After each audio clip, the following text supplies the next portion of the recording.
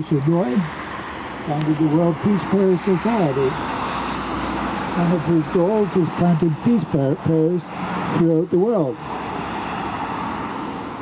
And as you can see, a peace pole is a 4x4 cedar pole inscribed with the words, "May peace prevail on earth." Our peace pole bears these words in English, French, and Ojibwe. The Peace Pole movement dates back to the Eastern Peace Marches of the early 1960s and the foundation of the Canadian Peace Research Institute by Dr. Norman Zed Alcock, a researcher at the Chalk River Nuclear Plant in Ontario. Dr. Alcock worked to promote the peaceful uses of nuclear energy and developed radioactive isotopes for the treatment of cancer. We're presenting you with a morning of musical entertainment, and it's not finished yet. Don't give up. Brought to you by MC Stefan Mantha.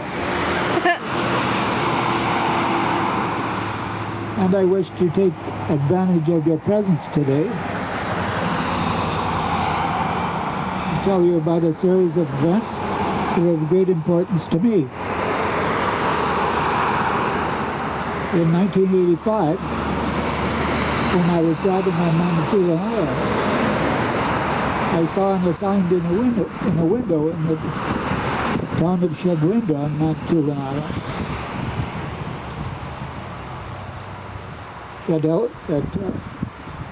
that said native calves.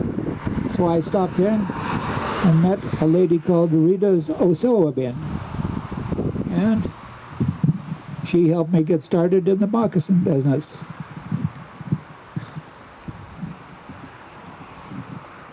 Rita herself founded the Manitoulin Trading Post in Chagrinda, and she is today a prosperous businesswoman.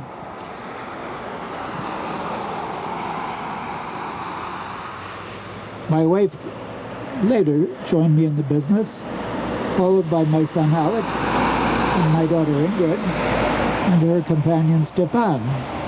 Now 30 years later, I am retired from the moccasin business, and on June 30th, we closed the trading post. My daughter Ingrid,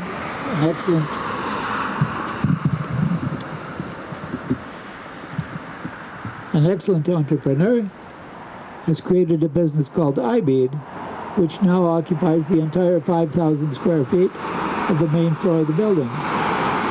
I should hand the keys over to my daughter Ingrid today, but she already has them.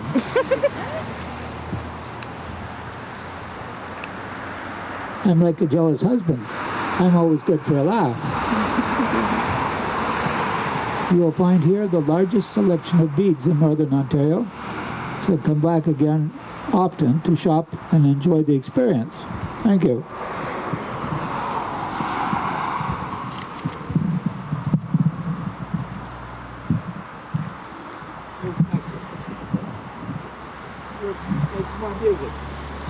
As Stefan prepares to play some more music, I wanted to further explain the tobacco that I gave you. I placed, for those who I placed it in, I asked you for your left hand because it's closest to your heart.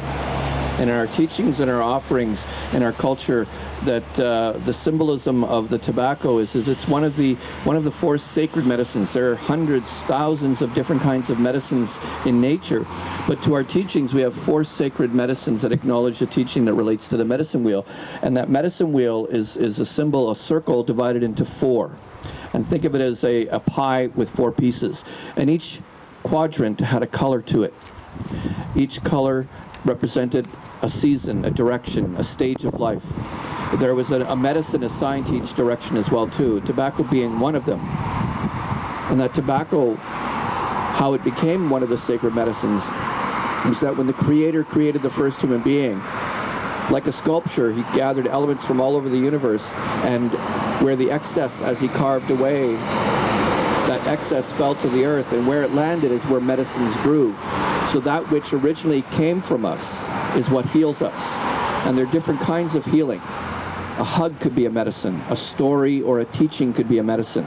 Knowledge and information could become a medicine as well too. If it can help bring us to a point of balance and healing and happiness and joy so that we can share it with others, then it's a medicine.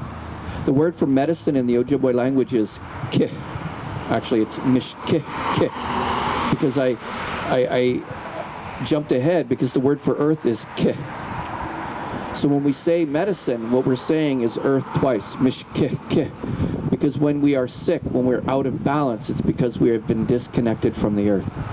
And that there's many things that can be medicine, but this being one of them. And when we make that offering, before we ask for something of the Creator, if we're asking for peace from human people, from humankind, we must make an offering first, that we give before we take. We give before we ask.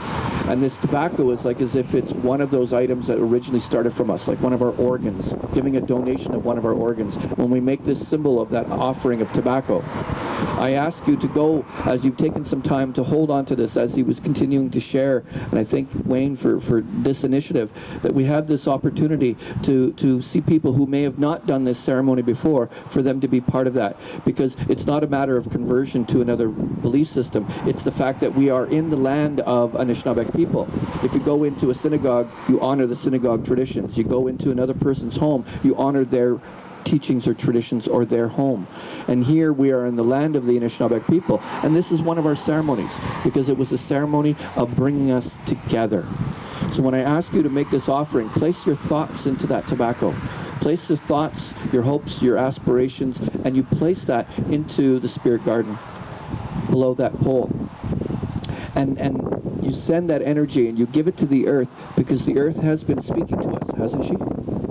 If you live in Calgary, you know what I mean. She's been speaking to us, but we're not listening. So I ask that as well, that you send out that hope that for people to open more than just their ears, so that they can hear what the earth is saying, so that we can begin working together for peace in all different ways.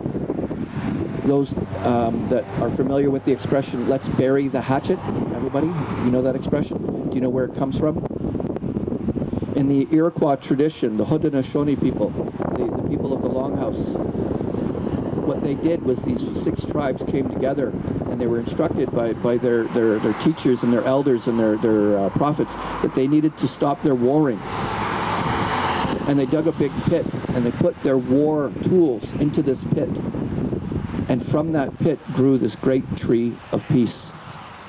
So that symbol of peace is not just unique to this pole, it's unique in all cultures that understand that we need to work together for collective survival. So that burying of the hatchet meant at the base, at the root of that tree, are those tools of war. So when we go to that garden, when we place that tobacco, let's be conscious of all of those and recognize if you've learned something of another culture, if you learned it more today than you've known before about Anishinaabe people or Haudenosaunee people, then that's a step towards us understanding our shared history in this land. We have a shared history. We may know our own, but we may not know the other. And if we do it in a good way, and I'm honored that you guys were participating in that, because that peace is what will bring us together. Miigwech.